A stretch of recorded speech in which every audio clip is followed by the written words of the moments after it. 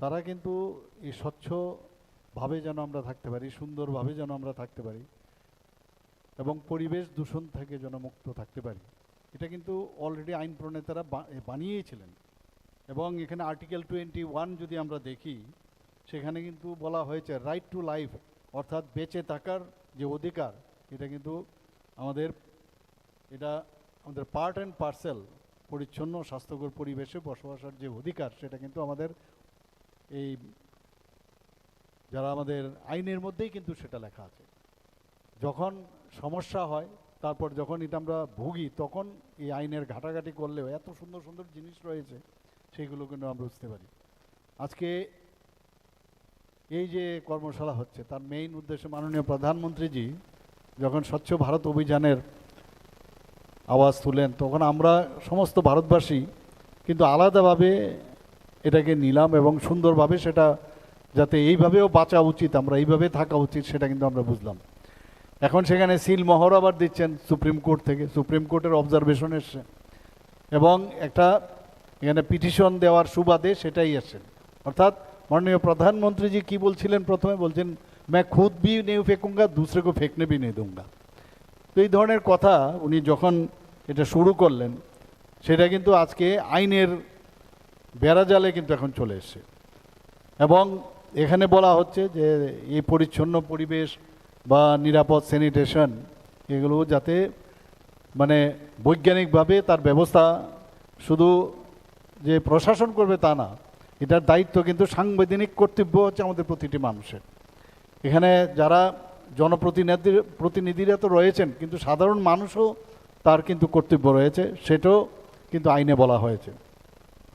আমরা দেখেছি প্রায় বহু জায়গার মধ্যে এখনও দেখি যে যত্রতত্র ময়লা ফেলা, ওপেন ডাম্পিং, ড্রেন জাম, পরিবেশ দূষণ, এতে করে জনস্বাস্থ্যের যে স্বাস্থ্যের ঝুঁকি, সেটা কিন্তু আমরা পরিলক্ষিত করি। আমরা নিজেরা জানি যে এরকম হতে পারে, কিন্তু যতক্ষণ ধরে জনসমর্থন এবং জনতা সবাই মিলে যদি এটাকে যদি ইমপ্লিমেন্টেশন করতে হয়, তবেই কিন্তু এই আইনের যে ব্যাখ্যা, সেটা তো দেওয়া হয়েছে এখানে, মিলিন্দজি অলরেডি বলেছেন, কিন্তু সেটাকে যদি জন আন্দোলন রূপে সেটাকে প্রাতিষ্ঠানিক রূপ দেওয়া কথা যদি বলি, সবার সমর্থন কিন্তু লাগবে। এবং এর জন্য অ্যাওয়ারনেসের খুব প্রয়োজন, যে সংবিধানে যেটা বলা হয়েছে সেই বিষয়গুলো মানুষের কাছে নিয়ে যাওয়া, এবং তার থেকে আমাদের যদি মুক্তি পেতে হয়, তাহলে সবাইকে নিয়ে আমাদের কাজ করতে হবে। আজকে এই মিশন ইনফ্রাস্ট্রাকচার তো আমরা ঠিক আছে, এখানে এখন ইনফ্রাস্ট্রাকচারের যে বিষয়, সেগুলো তো আমরা করবই বা ডিপার্টমেন্ট থেকে করবেই, কিন্তু মানুষের যদি আমরা বলি যে আসল উদ্দেশ্যটা কি এই কর্মশালা, যে সমস্ত মানুষের পার্টিসিপেশন ইজ ভেরি ইম্পর্ট্যান্ট। তো সেটাকে মাথায় রেখে আমরা সবাই মিলে এই কাজটা যাতে করি এবং একটা জন আন্দোলন যাতে আমরা পরিণত করি, আমার মেয়র সাহেব অলরেডি বলেছেন এই ব্যাপারে, এবং পরিবার, বিভিন্ন প্রতিষ্ঠান এবং নাগরিক, তাদেরকে আমরা পার্টিসিপেশনে সেখানে আনতে হবে। এবং এখানে এটাও বলা হয়েছে যে এই যে বর্জ্য পৃথকীকরণ, আলাদাভাবে সেপারেট করা, এবং সেটাকে রিইউজও করা যায়। এখানে যে কম্পোস্টিং করার মতো ব্যবস্থা সাইন্টিফিক্যালি, তার ব্যবস্থা আমাদের করা প্রয়োজন, এবং সেটা কিন্তু নিড অফ দ্য আওয়ার। কারণ আধুনিকতার সাথে সাথে শহরও বাড়ছে, লোকসংখ্যাও বাড়ছে, তো সেই জায়গায় দাঁড়িয়ে আজকে কিন্তু বর্জ্য যে তার যে পরিমাণ, সেটাও কিন্তু বেড়েছে। তো এটা আজকে যেহেতু এটা আদালতের প্রায়শ, যেটা আমাদের মিলিন্দজি বলেছেন, তার কিন্তু মনিটরিং হবে, এবং সেই মনিটরিং শুধু না, সেই মনিটরিংয়ের যে পার্সেন্টেজ বলা হয়েছে, কাগজ কলমে তো আমরা দেখি ঠিকই, এখানে বলেছেন কোনো জায়গায় 100% আমাদের ক্লিনলিনেস, কিন্তু দেখা গেছে সেন্ট্রাল গভর্নমেন্টের যে বিভাগ আছে সেখান থেকে কিন্তু নজরদারি কিন্তু রেখেছে, বলছে না আপনি যেটা বলছেন ঠিক নয়, 55%। তো এটাকে আমরাও তো 90%-এর উপরে যদি হয়, সব বিষয়ে আমরা 90%-এর উপরে আসি, তো এই বিষয়টা কেন করব না আমরা? তো এইদিকে আমরা সবাই মিলে সবার নজরে নিয়ে আসা, সবাইকে নিয়ে একসাথে চলা। তো এবং এতে করে আমাদের দেখেছি যে লিগ্যাসি ওয়েস্ট যেটা হয়, যে স্তূপ বাড়ছেই কিন্তু বহু জায়গায়, আগে আরও বেশি হতো, এখন অনেকটা কম। তো সেই ব্যবস্থা, কারণ এখন মানুষ, আগে তো রাইট যেটা বলছে আমি সুন্দর পরিবেশে আমার বাঁচার রাইট আছে, আর সেই জায়গায় এই যে বর্জ্য পদার্থগুলো আছে রাস্তায় ফেলে দেওয়ার রাইট আমরা ভাবতাম আগে, যে আমার রাস্তার মধ্যে আমি ফেলা, এটার জন্য আমার রাইট, কিন্তু আসলে কিন্তু এটা উল্টো। তো এই যে বিষয়, সেটা যখন মানুষের কাছে নিয়ে যাবে, তাতে করে আমাদের সব দিক দিয়ে আমাদের পরিবেশ ভালো হবে, স্বাস্থ্যের দিক দিয়েও আমরা নজর রাখতে পারবো, এবং এতে করে যে মাননীয়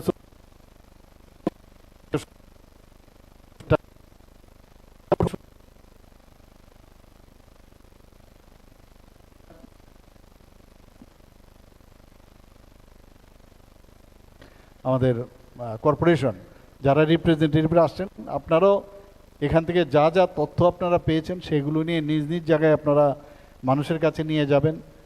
এবং যেহেতু এখানে বারবার সুপ্রিম কোর্ট থেকে তার নজরদারি রাখছে, সেখানে আপনাদেরও কিন্তু দায়িত্ব রয়েছে এখানে।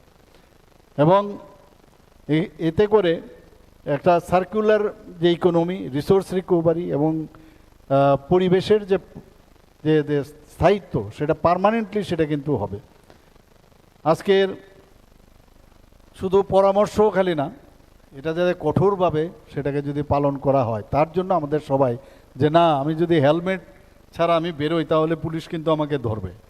তো আসলে কিন্তু পুলিশ ধরার বিষয় না, এটা তো নিয়ম হচ্ছে যে নিজের মাথা বাঁচানোর জন্য। হেড ইঞ্জুরির কেস আমরা সবসময় দেখি। তো এখন কিন্তু সেই জায়গায় আসছে যে আইনও কিন্তু মাঝে মাঝে কঠোর হতে হয়, যে তুমি যাকে যত্রতত্র ফেলে দেবে, ড্রেনে ফেলে দেবে বা ডাম্পিং করবে, এটা কিন্তু এখন করা যাবে না। তো সেই জায়গায় ডিস্ট্রিক্ট কালেক্টর হচ্ছেন আসলে তারা প্রধান এনফোর্সমেন্ট অথরিটি, এবং সেখানে বলা হয়েছে যে কোনো সময় ওনারা কিন্তু রাইটস দেওয়া হয়েছে এই আইনে, যে তারা জরিমানাও করতে পারে। শুধু তাই নয়, তদারকি করবে এবং অন্যান্য প্রয়োজনীয় যে আইনি ব্যবস্থা, ইভেন দেখা যায় 2-3 বার যখন কথা শুনবে না, যে বিভিন্ন যেসব ব্যবসায়িক প্রতিষ্ঠান রয়েছে বা ব্যক্তি বিশেষও, যে কেউ যদি এই ধরনের ঘটনা ঘটে, তার ইলেকট্রিসিটির লাইনও আপনারা কাটতে পারবেন, ইভেন আপনারা জল সংযোগও কেটে দিতে পারবেন, সেই রাইটসও এই আইনে দেওয়া হয়েছে। এখানে যারা মেয়র মহাশয়, একজনই তো আমাদের মেয়র, চেয়ারপারসন, কাউন্সিলর এবং ওয়ার্ডের সদস্যদের উদ্দেশ্যে আমি আবার বলবো যে আপনারা যে সরকার এবং জনসাধারণের মাঝখানে, ইউ আর দ্য ব্রিজ, কাজে এই জায়গার মধ্যে আপনাদের দায়িত্ব কিন্তু সবচেয়ে বেশি। আপনারা করছেন না যে তা নয়, কিন্তু যেহেতু এখন আইনটাকে শক্ত করে সেটাকে প্রয়োগ করার বিষয় দাঁড়িয়েছে, সুপ্রিম কোর্টের তত্ত্বাবধানে সেটা হবে, তো আপনাদের কিন্তু এখন আরও বেশি কাজ করছিলেন, সেটাকে আরও বেশি দায়িত্বের সাথে সেটা আপনাদের করতে হবে। কারণ আপনারা গ্রাউন্ড রিয়েলিটিটা কিন্তু আপনারা জানেন, কোন কোন জায়গায়, কোন কোন ওয়ার্ডে কী সমস্যা, কোন জায়গায় যে উন্মুক্ত স্থান রয়েছে যেখানে বেশি পরিমাণে এই ধরনের বর্জ্য ফেলা হয়, বা কোন জায়গায় ড্রেনের কী অবস্থা, সেখানে কোন কোন জায়গায় এই বর্জ্যগুলো ফেলা হয়, সেই দিয়ে আপনাদের দায়িত্ব এই কারণে। এবং you will be the ambassador. আমরা স্বচ্ছ ভারতের কথা বলছি, কিন্তু প্রতিটা স্টেট যখন নিজ নিজ স্বচ্ছতা না আসবে তাহলে সেটা সম্ভব হবে না। আমরাও স্বচ্ছ ত্রিপুরা, স্বচ্ছ আগরতলা, স্বচ্ছ যে মিউনিসিপ্যালিটি আছে যার যার সেই জায়গার স্বচ্ছতার নাম দিয়ে আপনারা কিন্তু সেইভাবে সেই আন্দোলনে আপনারা সামিল হতে পারেন।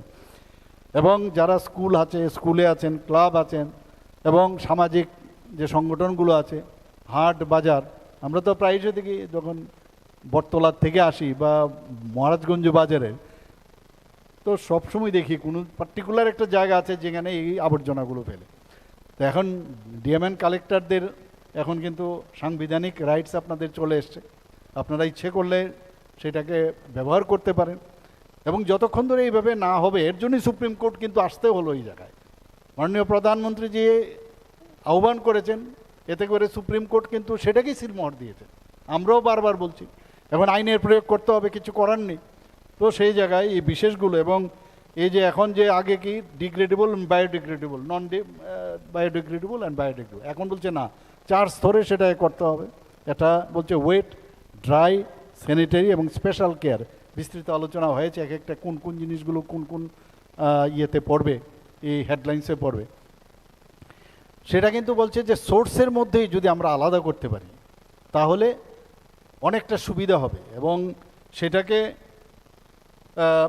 এই জিনিসটা যদি করতে হয় এটা মনে প্রাণে করতে হবে, একদম হেবিটে ডেভেলপ করতে হবে। ঘর বাড়ি হোক, হাট বাজারেই হোক, বিভিন্ন যে আপনার যে মার্কেটগুলো আছে তাদেরও, এটা আমার একটা মানে যতক্ষণ ধরে মনে প্রাণে সেটা না নেবে তাহলে কিন্তু ওই আইনের ভেড়াজাল সেখানে কিন্তু শক্তভাবে সেটা করা হবে। আমার মনে হয় আমরা কেন আইনকে চান্স দেব যে আমার উপর সেটা প্রয়োগ করার।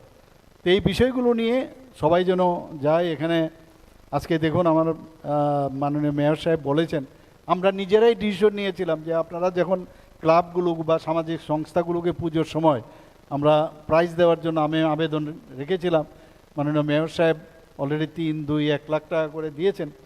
তো এটাই কিন্তু দেখুন, এটা কিন্তু মানে আমাদের আইন সম্পর্কে আমি জানতাম না, কিন্তু আমরা প্র্যাকটিক্যাল যে বিষয় বাস্তবিক অর্থে বাস্তবতা দেখেই কিন্তু আমরা ডিসিশন নিই, সেই দিকেই কিন্তু আজকে সেটাই দেখা গেল এখানে আসছে। এখানে যেমন জবাবদেহিতা রয়েছে, আবার আরেক দিকে পুরস্কৃত করারও ব্যবস্থা রাখা হয়েছে এই আইনের মধ্যেই। এবং ইনোভেটিভ কোনো আইডিয়া আছে কিনা, যেভাবে ঘটনাঘটে একটা স্ট্রাকচার তো দিয়ে দিয়েছে যে এইভাবে করবেন, তারপরেও আরও কিছু আছে কিনা সেইভাবে ইনোভেশনের মাধ্যমে ইনোভেটিভ আইডিয়া নিয়ে যদি সরকারের সাথে বা আমাদের যে মিউনিসিপ্যালিটির যারা আছেন তাদের কাছে আসেন, ডিএম সাহেবের কাছে আসেন, তাহলে একটা আমার মনে হয় যে ইতিবাচক একটা সংস্কৃতি আমরা গড়তে পারবো। এবং ত্রিপুরা পুরস্কারও পেয়েছে, এরকম না, এই পরিষ্কারের দিক দিয়ে ত্রিপুরা আগরতলা মিউনিসিপ্যালিটিও পুরস্কৃত হয়েছে। কিন্তু নজরদারি যে এত স্ট্রং যে মাইনিউট জিনিসগুলো দেখে আমরা পুরস্কারের পরেও আমরা নিজেরা কিন্তু দেখি কোনো না কোনো জায়গায় যদি গলিগালাতে যায় এমন সব অবস্থা দেখি যে ড্রেনগুলো বন্ধ হয়ে থাকে, বৃষ্টির মধ্যে হই হই করে যখন বৃষ্টি বেশি হয় যে রাস্তা বা বাড়িঘরে জল চলে আসে। কিন্তু যেহেতু বেশি বৃষ্টি হয় ড্রেনের যা তার ক্ষমতার বাইরে জল কিন্তু খুব তাড়াতাড়ি কিন্তু চলে যাচ্ছে, কিন্তু এর জন্য আমরাও দায়ী। আমরা দায়ী কারণ অবস্ট্রাকশন যখন থাকবে সেখানে জলটা যাবে কোথায়, যেতে পারবে না সে। তো সেটাই আমরা টেকসই পরিচ্ছন্ন একটা যাতে শহর আমরা করতে পারি সেই দিকে আমরা সবাই মিলে কাজ করব। এবং যারা এই যে চারভাবে যে এটা ডিভাইড করা যে সোর্সে যেটা বলছে বারবার, সেখানে যদি আমরা আলাদা করি এবং সেটাকে ওয়েস্ট কালেক্টর যারা আছেন তাদেরকে হাতেই কিন্তু দিতে হবে, যেখানে নিজের হাতে গিয়ে কোনো জায়গায় ফেলে দিলাম নির্দিষ্ট জায়গায় ফেলতে হবে। কিন্তু এখন যেহেতু এইভাবে আসছে আরও সুন্দরভাবে কি করা যায় তার জন্য ইনোভেটিভ আইডিয়া থাকলে নিশ্চয়ই আপনারা এই বিশেষগুলো আর স্যানিটারি যে যে বাবন যে স্যানিটারির যে বিষয়গুলো এখানে রেখেছেন আমাদের যে সেক্রেটারি মহোদয়, সেই বিষয়েও ভালোভাবে এটা যাতে ভালো করে কাগজ বা কোনো প্যাকেটের মাধ্যমে জড়িয়ে তারপর যেন এটাকে ডিসপোজ অফ করা হয়। ইউজার চার্জ নিয়ে আমি কথা বলবো যে 60 রুপিজ এখন হয়েছে আগরতলা শহরে, অন্যান্য জায়গায় হয়তো আর একটু কম আছে, আই ডোন্ট নো, কিন্তু এটা কিন্তু কেউ দিতে চায় না, আমরা সবাই জানি। অনেকে বলছে আমি দেব না, এই নিয়ে কত আমার নিজেরও যেহেতু সামাজিক সংস্থার সাথে আমি যুক্ত ছিলাম এই নিয়ে অনেক সমস্যা। তো ইউজার যে চার্জ সেটা দিতে হবে, সেটা বাধ্যতামূলক, যেভাবে হোক এই বিষয়টা বলতে হবে। এবং এটা যখন মানুষের কাছে নিয়ে আসবেন, এখানে আজকে যেভাবে আমাদের পুরস্কার দিল একটু আগে আপনারা দেখুন যে এই যে যাকে আমরা মনে করছি যে ওয়েস্ট, আর সেটাই আজকে এখানে প্রেজেন্টেশন হয়ে আমাদের সামনে এসছে। তো ইচ্ছে করলে এটাও একটা সম্পদ, কিন্তু এটাকে আমরা যদি রিসাইক্লিং করে এটাকে মূল্যবান সম্পদে আমরা পরিণত করতে পারি। আজকে এখানে আমরা স্বচ্ছ অ্যাপ আমাদের দেখুন অনেক জিনিস কিন্তু যেটা মনে হচ্ছে যে এটা ঠিক না, আমরা আমার সরকার করে আমরা একটা অ্যাপ বানিয়েছি এবং সেখানে কিন্তু মাননীয় প্রধানমন্ত্রীজিও তার স্বীকার করেছেন, খুব সুন্দর একটা কাজ করেছেন। আমরা যেমন প্রতি সপ্তাহে ওয়াকিং ভিলেজ করেছি, যারা সেখানে যারা আমাদের জনপ্রতিনিধিরা আছেন সেখানে যাচ্ছেন সপ্তাহে একদিন, সেই ওয়াকিং ভিলেজে প্রতি বৃহস্পতিবারে সেখানেও আপলোড করার ব্যবস্থা রয়েছে। এখন দেখুন এখানেই কিন্তু স্বচ্ছ অ্যাপের মাধ্যমে সেখানে একইভাবে ফটো তুলেও আপনি সেটাকে আপলোড করতে পারেন এবং টাইম লাইনের মধ্যে সেটাকে অ্যাকশন হচ্ছে কিনা সেটাও কিন্তু এখন গ্রহণ করা যাবে। জিও ট্যাগিংয়ের করে সেটাকে ছবি আপলোড করতে পারবেন, সেই বিষয়গুলো মানুষকে বলা যে আপনারা এই যে সুযোগটা এসছে, এবং সেখানে গুগল প্লে সেন্টার এখানে যারা আছে গুগল প্লে স্টোরে যান, গুগল প্লে স্টোরে গিয়ে সেখানে সার্চ অ্যাপ ডাউনলোড করে সেটা ব্যবহার করতে পারবেন। নিজেরা তো করবেন, অন্যদেরকেও আপনারা বলুন। তো আমার মনে হয় যে আজকের এখানে 3টা বিষয় আমার খুব ভালো লেগেছে। এখানে স্লোগান যেটা দেওয়া হয়েছে, একটা হচ্ছে যে বর্জ্যের বিরুদ্ধে যুদ্ধ এবং চারপাশে রাখবো শুদ্ধ। আরেকটা দেওয়া হয়েছে বর্জ্যের বিরুদ্ধে রুখে দাঁড়ান, ত্রিপুরাকে সুন্দর বানান। থার্ড হচ্ছে টুডেজ ওয়েস্ট টুমোরোজ রিসোর্স। তো এটা তো তার উত্তর তো আমরা এখানে পেলাম। আসুন আমরা সবাই মিলে একটা জন আন্দোলনে গড়ে তুলি এবং ত্রিপুরাকে একটা সুন্দর ত্রিপুরা, সুস্থ ত্রিপুরা, স্বাস্থ্যকর পরিবেশের একটা ত্রিপুরা আমরা উপহার দিতে পারি। সে আশা আকাঙ্ক্ষা রেখে সবাইকে আমি হার্দিক অভিনন্দন, শুভেচ্ছা জানিয়ে আমার কথা বলা শেষ করছি। নমস্কার।